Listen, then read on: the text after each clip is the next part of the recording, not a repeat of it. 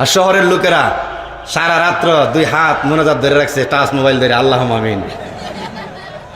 এই টাচ মোবাইলে কি করছে জানেন? এইদিকে যাচ্ছি না, তাকওয়া, আল্লাহর ভয় উঠে যাওয়ার, আল্লাহর ভয় উঠে যাওয়ার বর্তমান বিজ্ঞানের একটা আবিষ্কার হচ্ছে মোবাইল। মোবাইল যেমন তেমন বাস মোবাইল, সরি টাচ মোবাইল।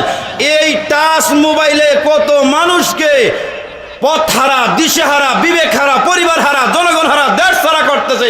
কেউ টের পাচ্ছে না, মা হারা, সন্তান হারা করতেছে। এই দারুণ টাচ মোবাইলে ইমান হারা করতেছে। সারা রাত্র ছেলেটা মোবাইল 2 হাতে নিয়া লেফের তলে গিয়া যত গুনাহ করছি আল্লাহ জীবনে, এগুলা কয় নাকি? আল্লাহ তাআলা সগীরা কবিরা গুনাহ মাফ করে দাও। লেফের নিচে গিয়া মোনাজাত। আমরা বক্তারা বক্তৃতা করার পরে শেষ হইলে একটা মোনাজাত দেই 2-4 মিনিট, তারপরে তো হাত নামাই নাকি? ফজরের ওয়াক্ত যে সময় মসজিদের মিনারায় আওয়াজ হলো আসসালাতু খায়রুম মিনান নাওম,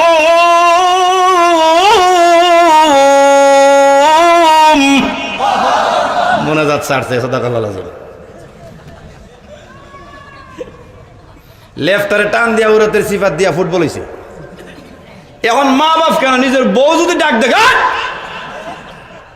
বউ কয় সারা রাত্রে মোনাজাত করছে, আমার স্বামী এখন ঘুমাইছে, ডাক দিয়া লাভ নাই, বাবা ভাই ঘুমাও, বাবা ভাই তোমার দমক খাইবার দরকার নাই, নাস্তা দিমা আজকে 12টার পরে।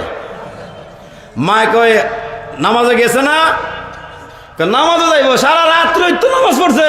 আম্মা আপনি জানেন না আপনার ফুয়া আস্তা রাত তার যত নামাজ পড়ছে স্বামী মুসলমান লাগান 80-90 রাকাত, আমি গুনছি 104 রাকাত হইছে। সকালবেলা ঘুম থেকে উঠছে, চোখটা লাল। মায় কয় আমার ছেলে তাহাজ্জুদ পড়ছে, বলে সারা রাত ঘুমাইছে না, চোখ তো লাল হইব, বাবা যাও গোসল করিয়াও, মুরগির রোস্ট।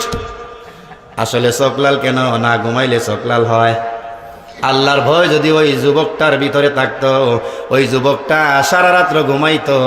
আল্লাহ বলেন সারা রাত্র ঘুমাইলে নফল ইবাদতের সওয়াব দিতাম। মোবাইলের মধ্যে তিরিং বিরিং না করে তোর বিবির সাথে তিরিং বিরিং কর, প্রতি তিরিং বিরিংয়ে সগীরা গুনাহ মাফ হবে। আমার ভাইয়েরা, যুবক যুবক যুবক, তোমাদের ফিউচার নিয়ে আমরা বড় কন্ট্রাডিকশনে আছি, তোমাদের ফিউচার নিয়ে বড় চিন্তায় আছি। কারণ যুবক, তোমার মধ্যে নেতা নেতা বাপ লাগে, নেতা নেতা বাপ। তুমি ছাত্র দল করো, তুমি ছাত্রলীগ করো, তুমি ছাত্র শিবির করো, তুমি জাতীয় সংহতি করো, যেটাই করো না কেন, ভবিষ্যতে তোমার নেতা বানানোর টার্গেট আছে রে যুবক। কিন্তু রাত্রের বেলা তুমি যে কাজ করো, আল্লাহ বলেন জনগণ তার নিয়ে ভুল আশা করতেছ, এত মুসলমানের নেতা হবে না, এ হবে ইহুদির নেতা। এর দ্বারা সমাজের মধ্যে তাকওয়া সৃষ্টি হবে না।